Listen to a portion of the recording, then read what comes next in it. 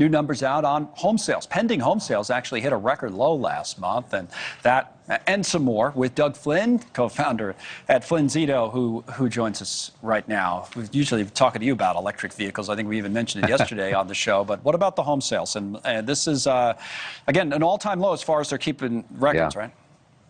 Yeah, that goes back to like 2001. But, you know, when you combine high interest rates and high home prices and really not a big amount of inventory, you get this problem. And so, you know, pending home sales are definitely way down. And we talked a little bit about this. The lowering of interest rates that has happened over the last month or so and the lowering of mortgage rates is going to help these numbers. But these are still, you know, it takes months and months and months to close a home sale. And so these are on the backs of when everything was much higher. So I think things will improve a little bit, but that doesn't fundamentally change the root cause of everything, that rates are still too high.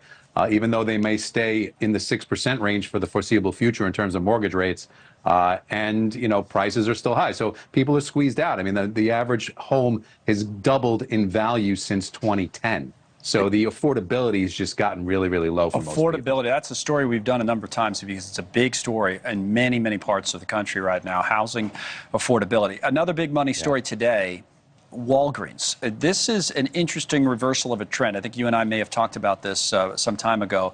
These pharmacies closing rather than opening stores. So Walgreens closing a number of stores. We'll take a look at that. And then after that, we can put up the stock price, which I believe was down today. And it's been an interesting one to watch as you tell us what's going on here. What is going on?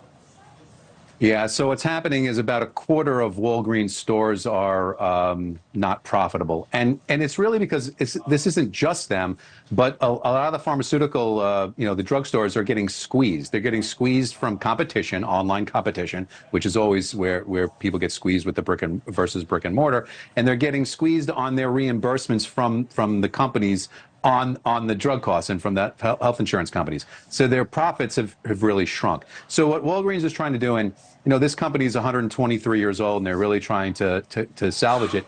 It's kind of a turnaround story in a way from this standpoint. If 25% of their stores are non-profitable, what they're going to do first is they're going to take a look at all those stores that are non-profitable and find the nearest one to it, like the closest one. Can they eliminate one of those? They're going to start doing that.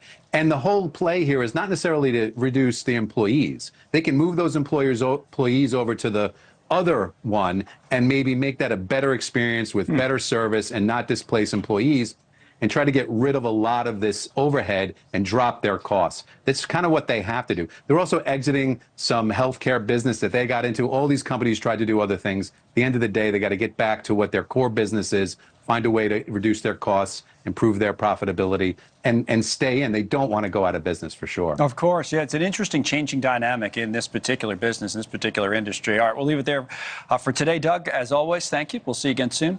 Doug Flynn on that.